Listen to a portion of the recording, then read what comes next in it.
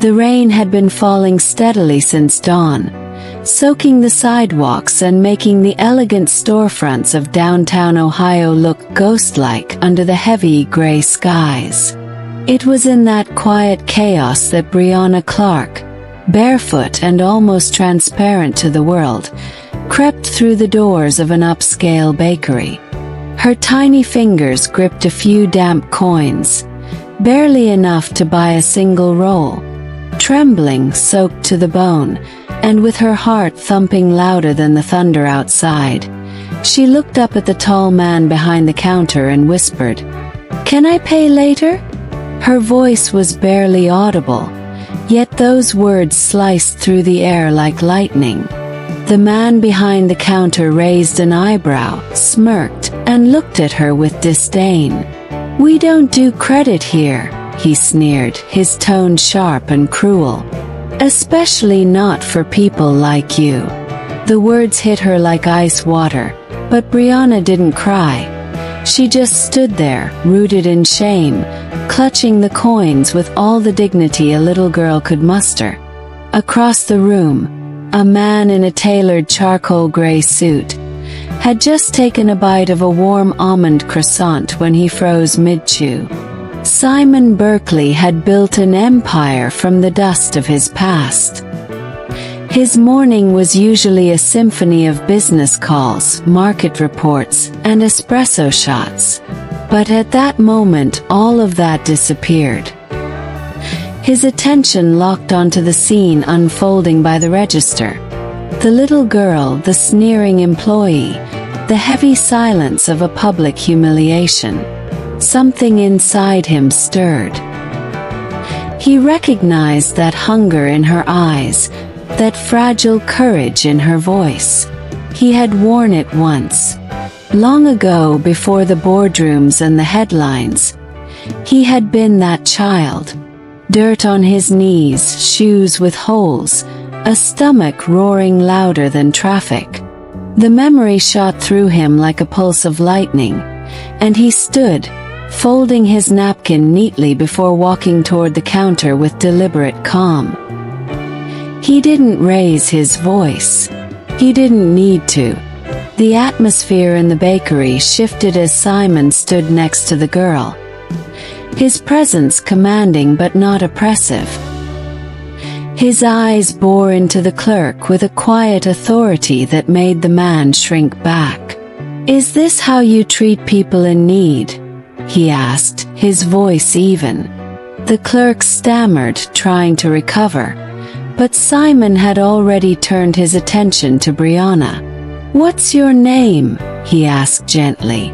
Her eyes flickered with confusion and fear, her lips trembling as she answered, "Brianna." He knelt down, ignoring the expensive slacks he wore, bringing himself to her level, "Where I met I." "You're brave," he said softly. "Braver than I ever was at your age."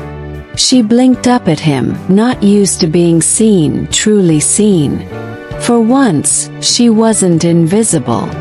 Simon reached into his coat and pulled out a slim card. He slid it into the inner pocket of her tattered coat and offered her a fresh bag of warm bread, a bottle of milk, and a rare kind of kindness. "If you ever need anything at all, even just someone to talk to, call me," he said. She clutched the bag like it was made of gold, her eyes watering, but she kept her tears tucked behind a small, grateful smile. The other customers began whispering, murmurs of admiration filling the space where judgment had lived only moments ago. Simon rose and turned to the clerk, whose face had gone pale. "Don't ever let this happen again," he said. No threats, no dramatics. Just a command soaked in the weight of a man who had earned his voice. Then, without looking back, he left the bakery. The image of Brianna etched into his mind like a scar that never fully healed. Driving through the rain, windshield wipers rhythmically slapping away the drops, Simon couldn't shake the feeling that he had just stepped into something larger than himself. He had met thousands of people, shaken hands with presidents, closed deals worth millions. But none of that compared to the look in that little girl's eyes. There was something hauntingly familiar there. Something almost personal. As he pulled into the underground garage of his skyscraper and rode the elevator to the top floor, his thoughts stayed with her.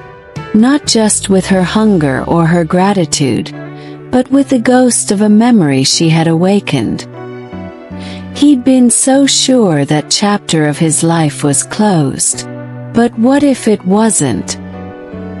He stood in front of the window of his office, staring down at the city below, steam rising from manholes and traffic crawling along the wet streets. Somewhere out there, Brianna was walking home with her bread and her bottle of milk. And he was in a tower of glass and power, feeling a strange ache in his chest that no board meeting or quarterly report could explain. He didn't know her story. He didn't know where she came from, who her parents were, or why she was out in the rain alone. But he knew one thing. He needed to find out. And as that thought anchored itself deep in his mind, a decision bloomed in his heart like the quiet unfolding of a forgotten truth. Simon Berkeley wasn't just going to help that girl. He was going to find out why she had awakened a part of him he thought had died long ago. If this story touched your heart even a little, don't forget to hit that subscribe button and leave a like. Your support helps us bring more emotional stories like this one. And tell us in the comments, what kind of love story would you like to see next? Your ideas might become our next episode. Simon didn't sleep that night. The face of the little girl haunted him, her eyes wide with confusion and pain, her small voice echoing in his mind like the ghost of his own childhood. He poured himself a glass of scotch, something he rarely did anymore, and stood by the window of his penthouse overlooking the quiet city. The rain had stopped, but the streets were still wet, shimmering under the glow of the street lamps like the tears he had fought to hide. He thought about the card he had given her. Had she kept it? Would she call? Would her mother see it and toss it away like trash? He didn't know. But something inside him, something ancient and deep, told him that this encounter wasn't random. He felt it in his chest like a knock from fate itself, demanding that he open a door he didn't even know was still locked. The next morning, Simon arrived at his office 2 hours early. His assistant, Maria, raised her eyebrows but said nothing as he walked past her desk without a word. He sat down in the leather chair, rubbed his temples, and did something he hadn't done in years. He typed the word "private investigator" into his laptop. He selected one with stellar reviews. A man named Carter Rowe, former police officer turned discreet truth digger. Simon made the call himself. "I need to find someone," he said, skipping introductions. "A little girl, maybe 9 or 10. Brown hair. Her name is Brianna Clark. She came into a bakery on 7th Avenue yesterday morning. I gave her my card. That's all I know. I want everything you can find. Address, school, family situation. And I want it fast." Carter's voice was calm and professional. "You'll have it in 48 hours." Simon spent the rest of the day pretending to work. Meetings passed in a blur. Presentations were nodded at but not absorbed. His mind kept drifting to Brianna. There was something about her, something magnetic and painfully familiar. Maybe it was just the echo of his own hunger, or maybe He dared not admit it, a kind of paternal pull he couldn't explain. That night, he looked through old photo albums he hadn't touched in years. Photos of his late father, a cruel man who vanished when Simon was barely 5. Pictures of his mother, thin and beautiful, with eyes tired from life but always smiling for her son. One photo caught his attention, a woman in uniform standing behind a younger Simon. He didn't remember her name, but he remembered the warm hands that would sneak him extra food when his mother wasn't looking. That was a lifetime ago. He shook the image from his mind. On the second afternoon, Carter called. "I found her," he said without any hint of drama. "She lives in a rundown building in the East End. Her mother's name is Paula Clark. Works 2 jobs. Single parent. No criminal record. The kid's not in school this month. There was an eviction notice on the door last week, but someone covered the rent last minute. Possibly you." Simon felt a strange flutter in his chest. Paula Clark. The name hit him like a brick. He remembered it. She was the housemaid who worked for his family when he was a teenager. Always quiet, always kind. And suddenly, fragments of memory started rushing in. Stolen glances, a hidden kiss one summer night when everything felt like a dream.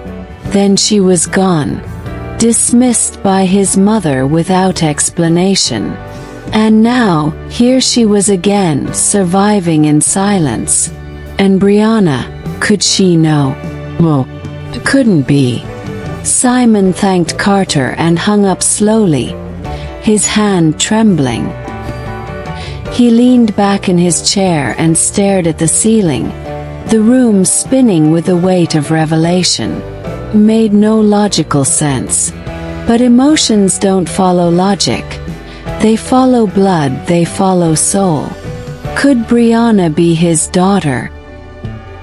He didn't even know Paula had been pregnant. He had never seen her again after that summer. He tried to calculate dates in his head. Timeline matched too perfectly. He felt the urge to see them both again, not as a savior, not as a man of wealth, but as someone searching for truth. His truth. And if that truth meant he had a child. He didn't know whether to cry or laugh or collapse. That evening, Simon returned to the bakery, not to search for Brianna, but to confront the place where everything had changed. He stood in the same spot where he had first seen her, the bell on the door jingling faintly above his head. The same rude attendant was working behind the counter, but went pale the moment Simon stepped in. He offered a forced smile and disappeared into the kitchen. Simon didn't care.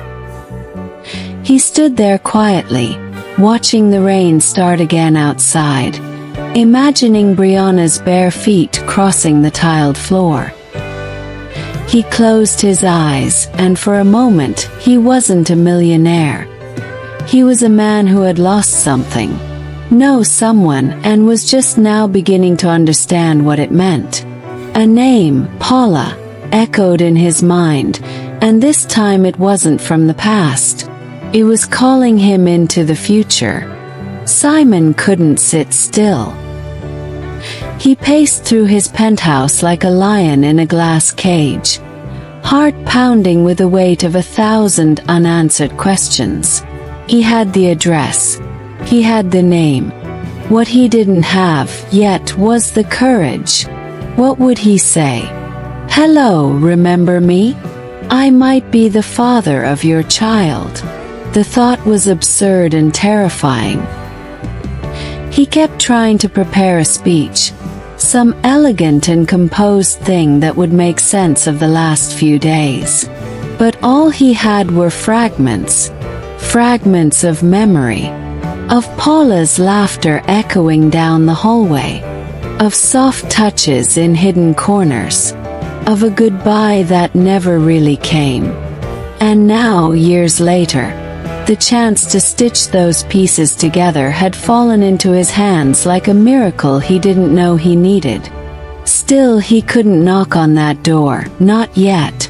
Instead, he returned to his office and called Carter again. "I need more. Anything you can dig up about Paula's life over the last decade. I need to know everything." There was desperation in his voice, and Carter picked up on it. "Sure. But Simon, are you sure you're ready for what you might find?" The question lingered long after he hung up. Was he? Could he face the truth if it was darker than he imagined? What if Paula had moved on, was married, had built a new life that didn't include him? Worse, what if Brianna really was his daughter, and he had missed all those years, the birthdays, the scraped knees, the whispered prayers at bedtime? He felt the crushing weight of absence, a kind of delayed grief for a life he never lived. And yet hope was there too, dangerous and luminous. 2 days later, Carter returned with a file thick enough to crush a man. Inside were photos, documents, hospital records, utility bills. 10 years of silent survival. Paula had moved to the East End shortly after leaving Simon's family home. She had given birth to Brianna in a public hospital, with no father listed on the certificate. She had never married, never sued for child support, never reached out. The deeper Simon read, the more his hands trembled. She had done it all alone. 2 jobs at once. Nights cleaning offices. Mornings folding laundry in a hotel basement. Rent always late. Food always scarce. But Brianna always smiling in the rare photos Carter had managed to capture. There were letters too, unsent. Notes Paula had written but never mailed. One was addressed simply, "To the man who never knew." That letter broke him. He sat alone in his office, that letter clutched in shaking fingers, as tears he hadn't shed in decades finally came. To the man who never knew, it read, "You would have been a wonderful father.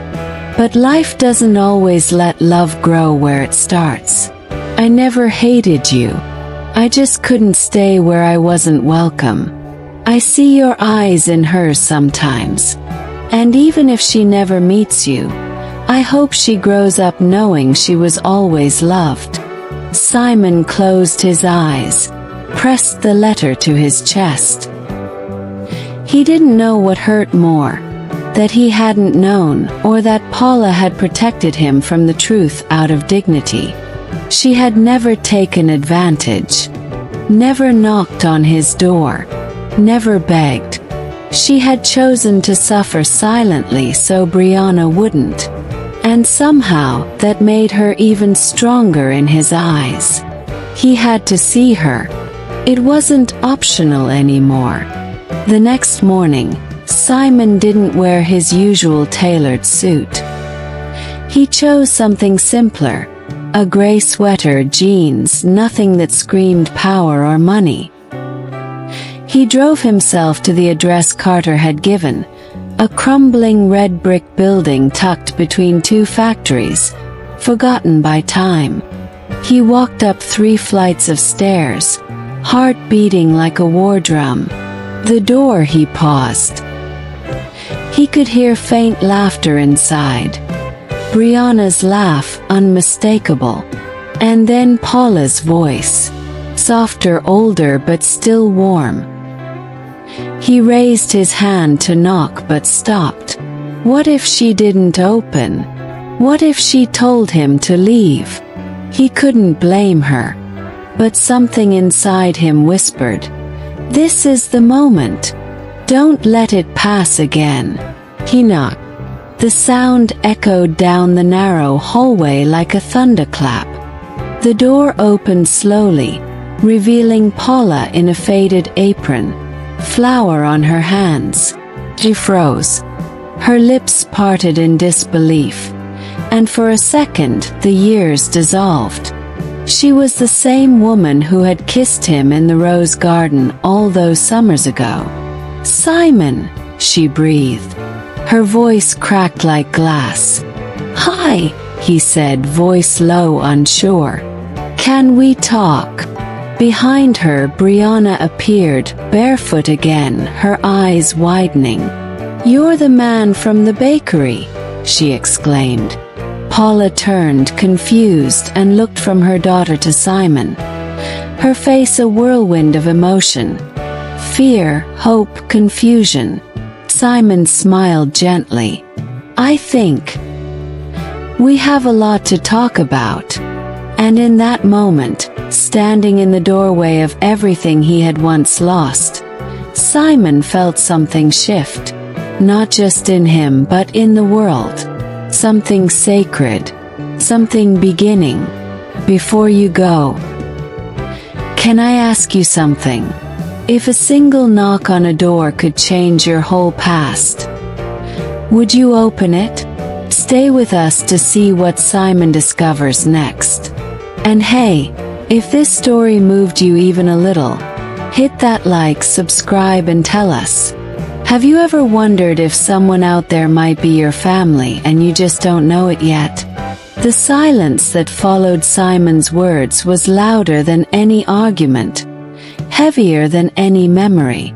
Paula stepped aside slowly, almost unsure of her own decision, and Simon entered the modest apartment where time seemed to move slower, wrapped in the scent of warm bread and lavender soap. Brianna skipped ahead, oblivious to the weight of the moment, holding the bread she had been kneading with childlike pride. "Mommy, I didn't know he was your friend," she said, her eyes gleaming. Paula's voice trembled as she responded, "Neither did I, sweetheart." Her eyes never left Simon, though. He stood there, unsure whether to speak or collapse, overwhelmed by the ghost of a love he thought had died, and by the very real child standing just a few feet away who might be his. The word echoed in his chest like a drum. Paula gestured for him to sit. They faced each other across the small wooden table that had clearly seen better days, but at that moment felt more important than any boardroom. Simon cleared his throat, but his voice came out as a whisper. "I didn't know about her, about anything."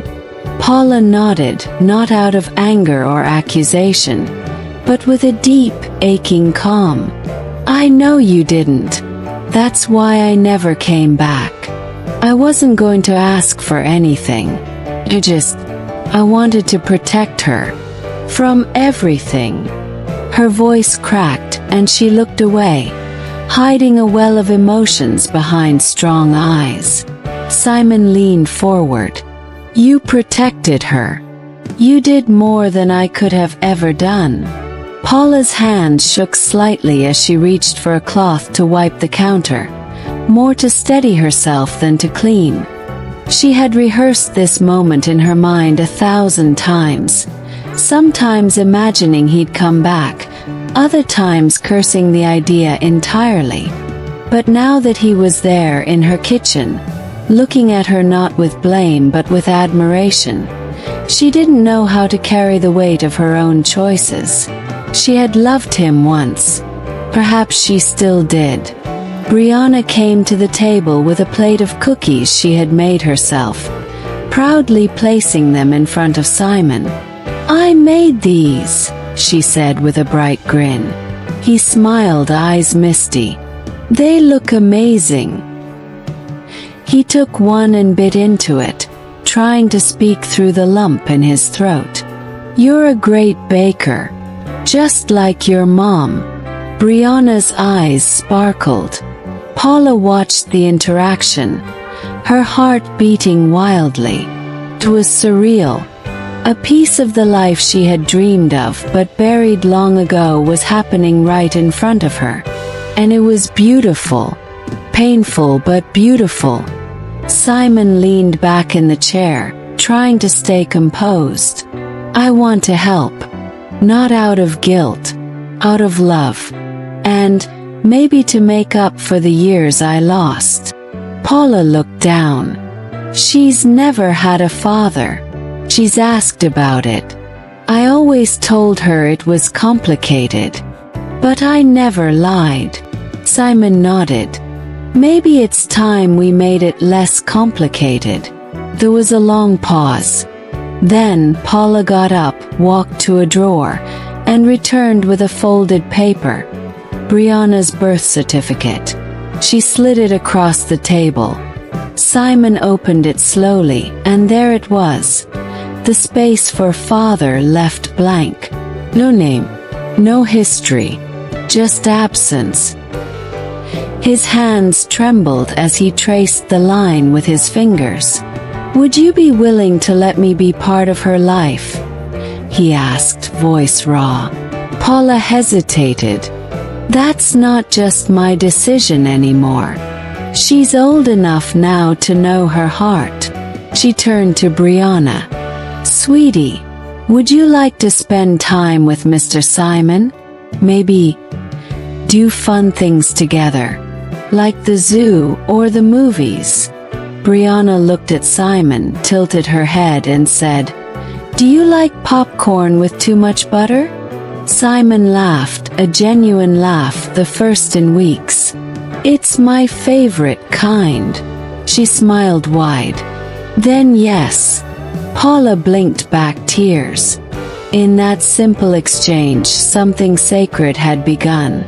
The following week was a whirlwind of firsts. Simon picked up Brianna after school for the first time, and she ran into his arms like she had always belonged there. They went to the science museum, where he watched her eyes widen with wonder, and to a small diner where they shared fries and silly stories. Every evening, Paula waited by the window, equal parts anxious and amazed. And every evening when they returned, Brianna would recount every detail, filling the room with laughter. Paula and Simon talked more. First about schedules and school supplies, then about memories, regrets, and dreams left unfinished. One evening, as they walked Brianna to bed, she looked up at Simon and asked, Can I call you my dad, just in my heart for now? He nodded, speechless, and kissed her forehead. Paula watched from the doorway, her hands trembling.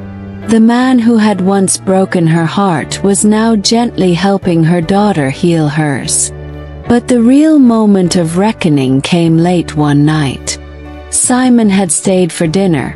Spaghetti, nothing fancy. And after Brianna had fallen asleep, they found themselves alone in the kitchen. Paula poured tea. Simon took a sip and then looked up. I never stopped thinking about you. Paula lowered her eyes. I tried to stop thinking about you, but I never really did. The silence that followed was not awkward. It was full of everything they couldn't say back then. Simon reached across the table and took her hand, cautiously, respectfully. I know I can't undo the past, but maybe can be here now, if you'll let me. Paula's eyes glistened. I don't know how to trust you again, but I do want to try. Their fingers intertwined slowly, like a thread being reknotted after years apart. It wasn't fireworks. It was softer, deeper. The beginning of a new kind of love. Outside, the city kept moving. Cars passing, windows glowing, lives rushing. But inside that small apartment, time stood still. A man who had once lost everything had found something he didn't know he was missing. A woman who had once been discarded was now being cherished again. And a little girl, who once stood barefoot in a bakery asking for bread, had unknowingly reunited two broken hearts. Simon didn't have all the answers, and Paula still carried years of pain. But in the quiet space between them, something was healing. The scars hadn't vanished, but they were no longer wounds. They were stories, and they were finally being told. Together, Simon couldn't sleep that night. The image of Brianna curled up in bed, hugging the teddy bear he had bought her, haunted him in the most beautiful way. Paula had walked him to the door, and their hands had brushed, not by accident, but not quite on purpose either. It had stirred something inside him that had long been buried under layers of regret. The air outside was cold, but his chest was burning. He leaned against the building, closed his eyes, and whispered to himself, "Don't mess this up." Meanwhile, Paula stood inside, watching the door long after it closed. Her heart was a battlefield of caution and hope. For the first time in years, she had let someone back into her world, and it terrified her. Love had betrayed her once. Could it really be trusted again? And more importantly, could he? The next morning, a knock at the door startled Paula. It was early. Too early. She opened it cautiously, only to find a large box sitting on the mat, wrapped in soft blue paper with a golden ribbon. There was no name on it. She looked around, but the hallway was empty. Brianna rushed over, excited. "Can I open it, Mommy?" Paula hesitated, then nodded. Inside was a brand new backpack, art supplies, a science kit, and a note. "To the smartest girl I've ever met. S." Paula's breath caught. She wasn't sure if she should smile or cry. Simon was trying, not with flowers or promises, but with quiet gestures, the kind that matter. Brianna danced around the room, already planning her next drawing. Paula sat down, her fingers trembling slightly as she reread the note. It wasn't grand, but it was real. Later that day, Simon called. His voice was nervous, unsure. "Hey, would you let me take you both out? Just a small place. Nothing fancy. Just dinner." Paula hesitated. She didn't want Brianna to get attached too fast. But the truth was she already was. And so was she. "All right," she said. "But don't expect a fairy tale." Simon chuckled softly. "Fairy tales are overrated. I just want to be there." That night, they went to a small family restaurant. Brianna chattered non-stop, ordering spaghetti and telling the waitress Simon's her friend who likes buttery popcorn. Paula watched him. How gently he corrected her, how sincerely he listened, how naturally he fit. And for a moment, just a moment, she allowed herself to imagine. What if they could be a family, even after everything? But perfect nights don't last forever. When they returned home, Paula's phone buzzed. Message. A number she hadn't seen in years.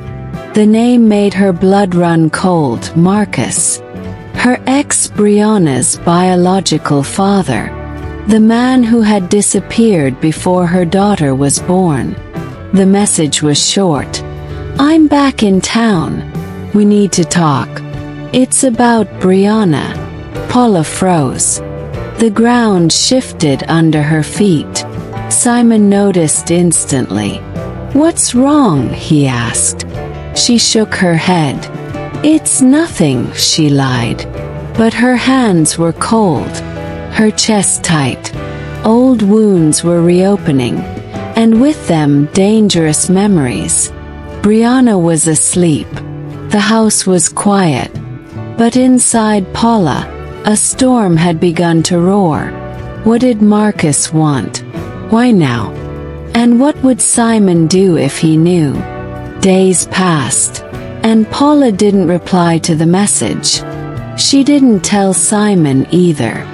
They continued building something delicate and precious. Each morning he'd bring coffee. Each evening he'd listen to Brianna's endless questions. Paula smiled more, laughed again. Her guard, once impenetrable, was beginning to crack, not from weakness but from hope. But guilt grew quietly inside her. How could she let Simon invest his heart when a ghost from the past was knocking? One evening, as they sat on the couch after dinner, Simon looked at her with eyes full of trust. "You're quiet tonight," he said. Paula nodded. "Just tired." She leaned on his shoulder, letting the warmth calm her nerves.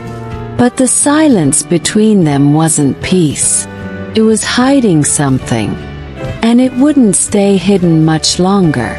Then it happened. Paula came home to find an envelope slid under her door. No stamp. No name. Just handwriting she remembered far too well. Inside, a photo of Marcus, standing near Brianna's school. The message scribbled in red ink. "You kept her from me. I won't let that stand." Paula's knees gave out. She collapsed to the floor, heart pounding, vision spinning. She had tried so hard to build a quiet life. She had shielded her daughter, fought alone, endured years of silence, scraping by. And now, just as love was returning, the nightmare she had escaped was clawing its way back in. She called Simon. "Can you come over?" she whispered. "It's urgent." He arrived in minutes, breathless. "What happened?" Paula handed him the photo, watched his face change, from concern to fury. Simon stood frozen, staring at the message. "Who is he?" he asked. Paula sat on the floor, defeated. Brianna's biological father. He was dangerous, controlling. "I left him when I found out I was pregnant. He never wanted a child. And now, he wants to take her." Simon didn't speak. He walked over to Brianna's room, checked on her, then returned. "He's not taking her," he said firmly. "I won't let him." Paula looked up, eyes wide. "Why?" she asked. "Why would you fight for her like this?" Simon knelt beside her. "Because she's ours now. And because I already love her like she's mine." Paula broke into tears. For the first time, she didn't have to fight alone. The past had come knocking. But this time, love was ready to answer. The next morning, Paula woke up before the sun. She sat on the edge of the bed, staring at the floor, the photograph still clutched in her trembling hand. She hadn't slept. Every creak of the house made her heart jump. Brianna slept peacefully, unaware that the shadows of her past had returned to stalk her. Simon had spent the night on the couch, refusing to leave them alone. Paula watched him now. His tall frame curled under a too-small blanket, his brows furrowed in sleep. Even in rest, he looked ready to fight. She admired that about him. He didn't run when things got hard. But still, a storm was building, and she didn't know if love would be enough this time. She needed answers. So she did something she never thought she would. She called Marcus. His voice, when he answered, sent a chill through her. Calm, casual, like no time had passed. "I was wondering when you'd call," he said. "What do you want?" Paula asked sharply. There was silence, then a chuckle. "I want to see my daughter." "That's not unreasonable, is it?" Paula's heart hammered. "You were gone for 7 years. You never called. You left us with nothing." Marcus didn't miss a beat. "And yet, here she is, alive, fed, educated. Clearly you managed. Now it's my turn." Paula's grip on the phone tightened. "She doesn't know you. She's safe. And I won't let you mess that up." Marcus's voice dropped, low and dark. "You don't have a choice, Paula. I know where she goes to school. I know where you sleep. If you don't let me in, I'll find a way in. Your boyfriend can't protect you from everything." The line went dead. Paula sat frozen. It wasn't just a threat, it was a promise. She rushed to the living room. Simon had just woken up, rubbing his eyes. When she told him everything, he didn't hesitate. "We go to the police," he said. But Paula shook her head. "We have no proof. No witnesses. Just a photo and a voice on a call he won't admit to." Simon stood up, jaw clenched. "Then we do it my way. He's not taking her. Over my dead body." Paula looked at him, really looked. He wasn't just angry. He was afraid. And that scared her more than anything. "Simon," she said quietly, "if he forces us into court, he has rights. Biological rights. I've read the law." Simon knelt before her, took her hands in his. "Then we don't give him that chance. We protect her now. We don't wait for him to make the next move." Over the next few days, Paula and Simon made quiet preparations. They changed Brianna's school pickup routine. Simon installed cameras around the apartment. Paula began looking into legal options, desperate to find any loophole that would keep Marcus away.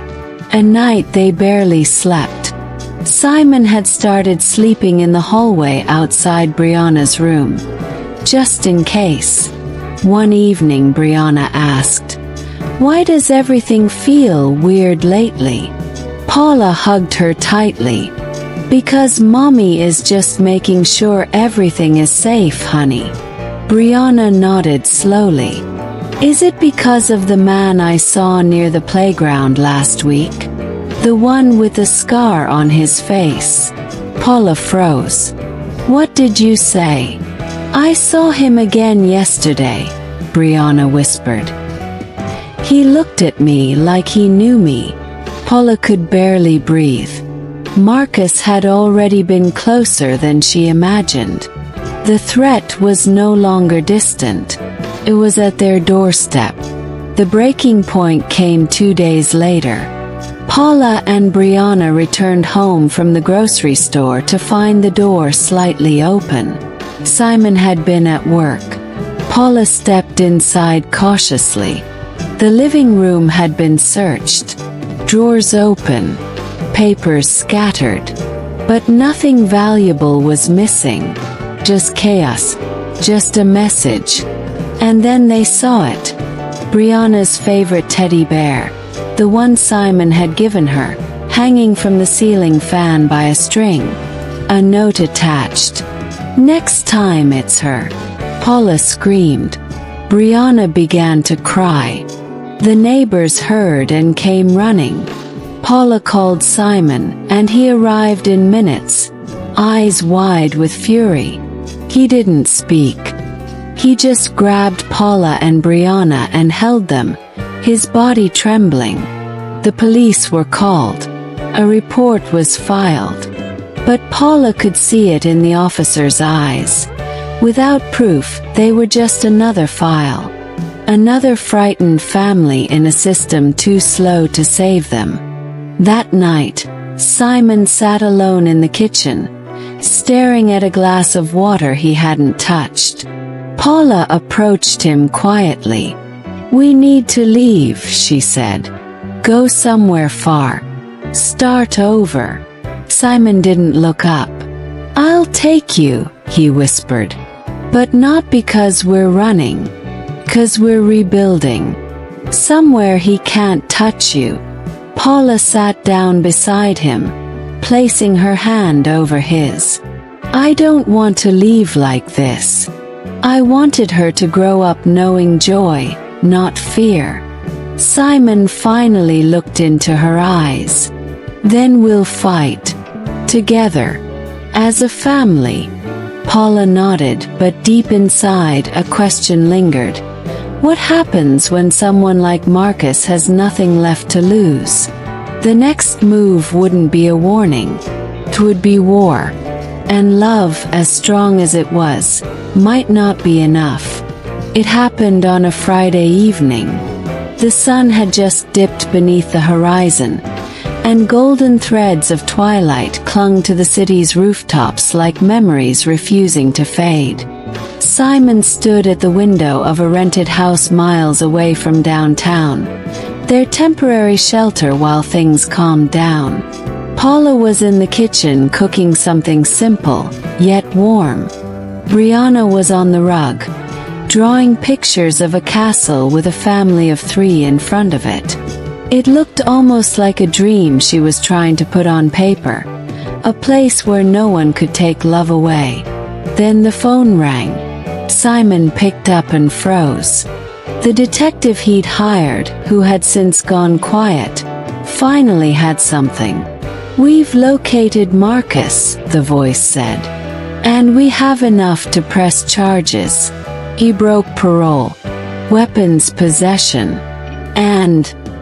The detective paused. "He's vanished. But not before leaving a letter. For you." Simon met the detective in a downtown office late that night. The envelope was old-fashioned, handwritten. Inside, a single page, stained with what could have been coffee or tears. Marcus had written, "You win, Simon. I thought I wanted revenge. I thought I wanted power. But I saw her eyes and realized I lost that war long ago. She doesn't belong in my world. You do. Keep her safe. Be the man I never was. I'm leaving the country. Don't look for me." Simon closed the letter slowly. There was no satisfaction in it. Just a strange silence, like when a storm ends and you're left picking up branches in the mud. He took the note home, showed it to Paula, and held her close while she read it. She said nothing for a long time. Then, in a voice softer than the wind, Maybe this is the end of it. Not with fists, but with truth." Simon kissed her forehead.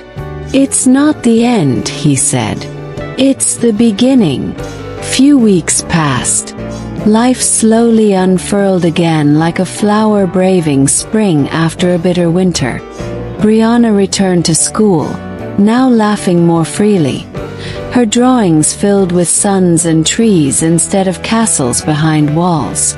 Simon invited Paula to his company headquarters one afternoon. She hadn't returned there since the day she left it behind. Heartbroken, ashamed, pregnant, and afraid. When she stepped inside, everything looked the same, yet nothing felt the same. Employees looked at her with respect, not pity. Simon led her into the conference room and said simply, "I want you here, not as a secretary, as a partner." Paula gasped, "Simon!" But he interrupted gently. "You raised her alone. You survived. You built a life from nothing. That's leadership. That's strategy. That's strength. I want that at my table." Paula's eyes welled up. "I don't know what to say." He smiled. "Say yes. They started working together again, but now on equal ground. The board initially raised eyebrows, but Simon didn't care. Paula's instincts proved razor-sharp. She saw what no one else did. Soon she was heading key campaigns, closing deals, and even inspiring younger female staff who saw in her a story of impossible resilience. But beyond the office, something deeper bloomed. They started having late coffees again, the way they used to when the world was still gentle. They talked not just about business, but about dreams long buried, pain long unspoken. Simon would walk Paula home at night, their steps slower, closer. And Brianna, she began calling him Dad one day without warning, as natural as breathing. He didn't respond with words, just tears as he bent down to hug her like she was always his. 'Cause deep down she was. One autumn evening, as leaves painted the sidewalks in gold and crimson, Simon took Paula and Brianna on a surprise trip. He drove them to a quiet vineyard just outside the city, the same place where his parents used to take him before life became cruel. There, under a white arch surrounded by candles and ivy, Simon knelt down before Paula. "We've both lost too much," he said. "But I think we've found something that can never be taken, each other." Paula covered her mouth, overwhelmed. "Simon, are you sure?" He laughed. "I've never been more sure of anything." Brianna clapped behind them, wearing a flower crown. "Say yes, Mommy." Paula nodded, tears streaming down her face. "Yes. 1,000 times yes." That night, beneath a sky blanketed in stars, they danced for the first time, not as employees or survivors, but as soulmates. Their wedding was small, intimate, elegant. Just family, close friends, and staff who had walked with them through storms. Brianna was the flower girl and ring bearer, proudly declaring, "Now I have a real dad. And he's the best one." Paula walked down the aisle in a dress the color of champagne, radiant and unshakable. Simon wore the same suit he had on the day he met Brianna in the bakery, a reminder of how one act of kindness changed everything. They exchanged vows written by hand, promises soaked in truth and time. "I vow," Simon said, "to never let you feel invisible again."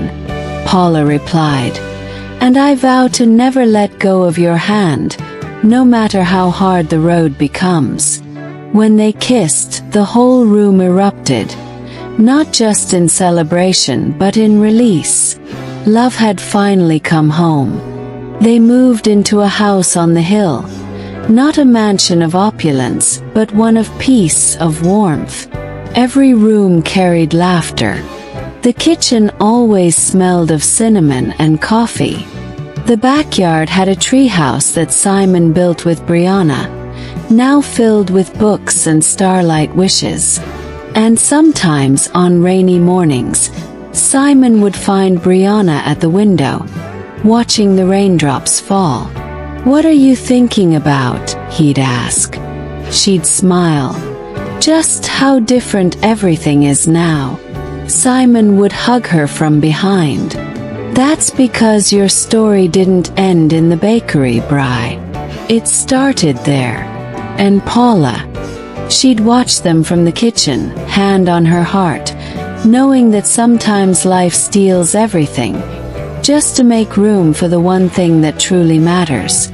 Family, found, chosen, healed. And now, finally, forever.